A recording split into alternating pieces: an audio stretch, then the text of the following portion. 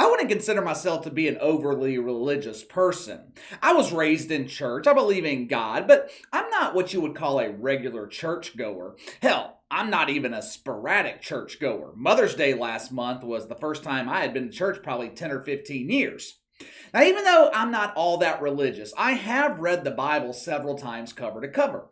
It wasn't for devotion, it was more out of curiosity more than anything.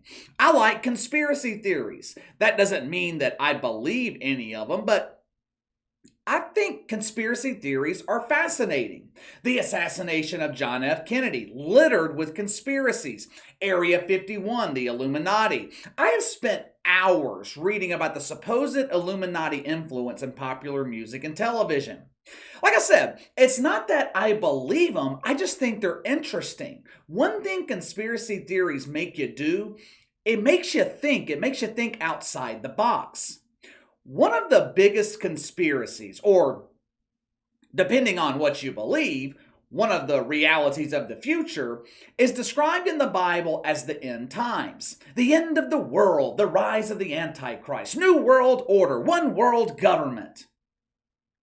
The idea of a one world government, it's been attempted several times throughout the history of mankind. The Tower of Babel, the Roman Empire. Much like the idea of social justice, a singular government has always failed. But during the end times, according to the Bible, a one world government will succeed, at least temporarily.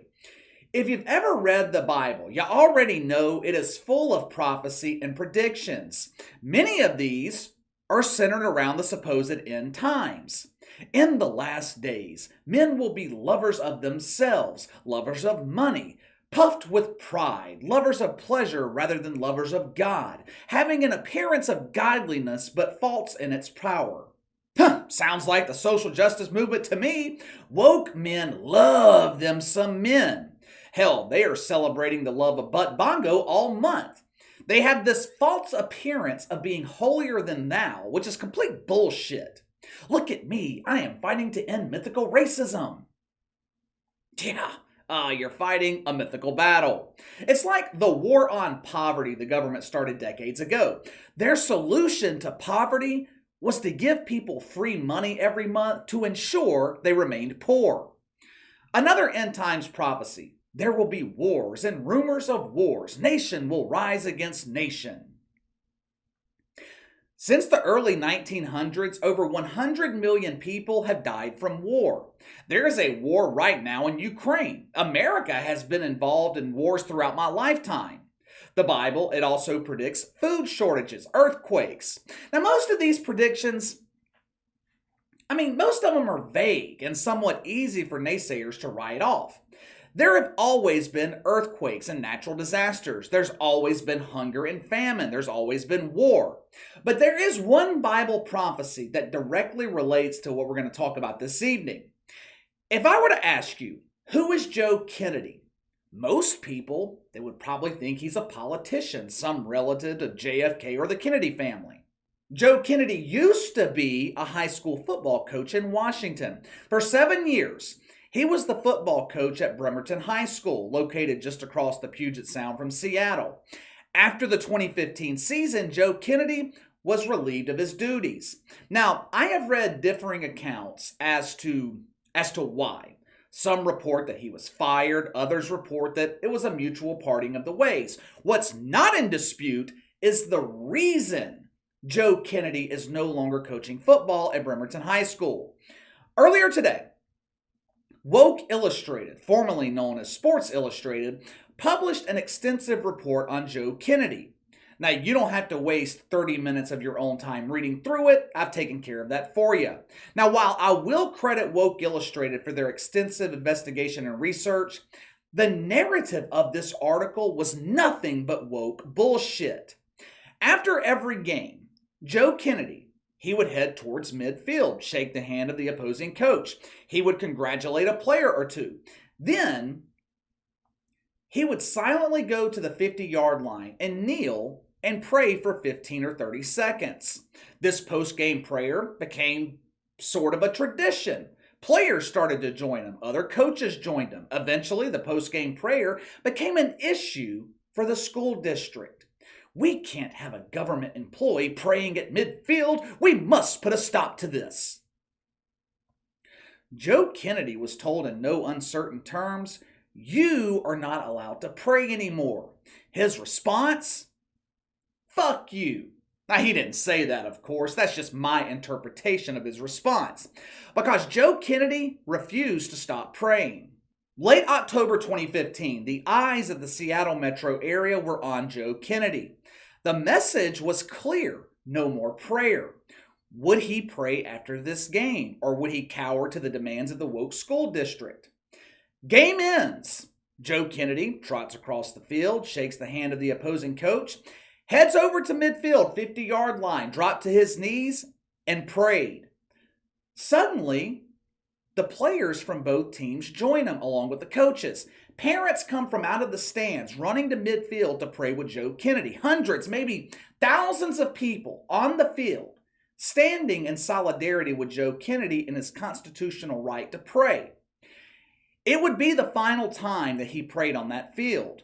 Now, in the years since, he has been at the center of a legal battle with the school system. His case reached the Supreme Court. Woke Illustrated, they framed this case and justified the actions of this school system by claiming it was about protecting the kids. These are high school kids. They're impressionable. We can't have a coach, a man in a leadership position, encouraging these impressionable kids to pray. That's dangerous. In the article, Woke Illustrated claimed that some kids could feel pressured or coerced to pray. After all, what are they doing? They're looking for more playing time, right? They want to impress their coach. If participating in the post-game prayer gets them more playing time, a secular kid who doesn't believe in God, he could feel pressured to pray after the game. I found this concern to be extremely interesting. Social justice warriors, they have a big problem with a coach leading a group of students to their knees to bow their heads in prayer. Where was this same concern when they were kneeling in support of Black Lives Matter? 2 years ago, coaches, players at the high school level, they were praised by the mainstream media outlets like Woke Illustrated, for taking part in the fight to end mythical racism. Young men wore Black Lives Matter shirts, defund the police shirts. It's okay to get on your knees to protest the national anthem. But according to the woke commandments, if you happen to be praying during that time, that's a no-no. Prayer is not allowed unless you are praying to the woke oak tree at Woke United Methodist. The only religion allowed in public schools comes from the pulpit of Woke United Methodist. These same people, gravely concerned for the children. Where is this concern when the non-binary shit-fuck teacher is teaching your kids how to fuck the vacuum cleaner? Where is this concern when they hand your kindergartner a questionnaire asking him to select which gender he identifies with? If I asked my 5-year-old nephew which gender he identified with, you know what he's going to tell me? The booger gender. I like to eat my boogers. The reason they're concerned with Joe Kennedy, the reason they're concerned about prayer, is because Christianity destroys the woke narrative. They don't want kids growing up to be free thinkers. They have to remove the element of God. If kids have something to believe in, they can't be easily manipulated. They can't be easily convinced that it's normal to go from Ann to Dan. Joe Kennedy, he is expected to win his case in the Supreme Court. Woke Illustrated describes that possibility as an erosion of democracy. An erosion of democracy?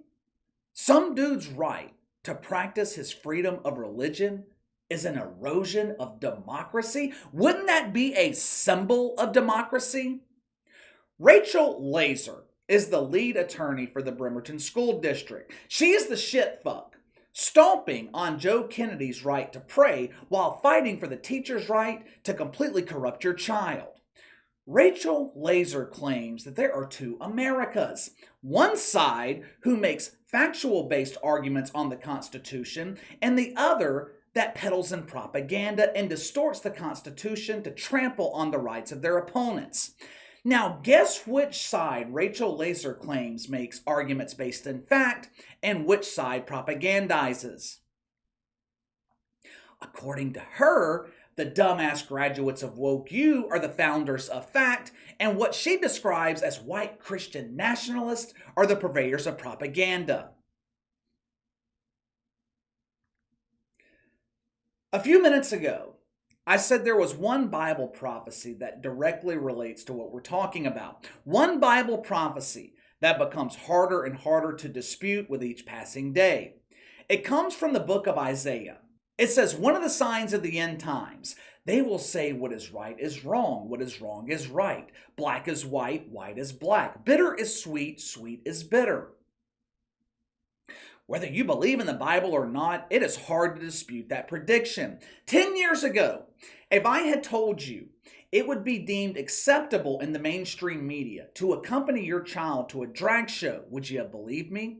20 years ago, if I said they weren't going to teach reading and math in school anymore, they would teach gender identity, would you believe me? If I told you kids would be walking the streets claiming they don't have a gender, and this was taught and encouraged by the school system, would you believe me? If I told you an entire religion would be developed based off of weather patterns, this religion would influence policy, gas prices, food prices, inflation. It would cause power shortages and blackouts, and it would be presented to you as a necessity to save the planet. Would you have believed me? 10 years ago, if I told you Disney would promote the gay to your children, ESPN would promote racial propaganda, and social media would be used not to make friends, but to turn kids against their own parents, would you have believed me? Right will be considered wrong, wrong will be considered right. Up, down, down is up. Bitter is sweet and sweet is bitter. Does that not perfectly describe the culture being presented to us by Hollywood and the mainstream media? Let me know what you think. Sports Illustrated, painting the narrative that Joe Kennedy and prayer is an erosion to democracy. But taking your kids to a drag show or the school system teaching them about the gay is progress. Sound off in the comments below. Make sure to like and subscribe. Click the notification bell to receive all notifications from the channel. Best way to contact me is by email at btlkc84@gmail.com, KC_BTL84 on Twitter. I'll see you guys tomorrow.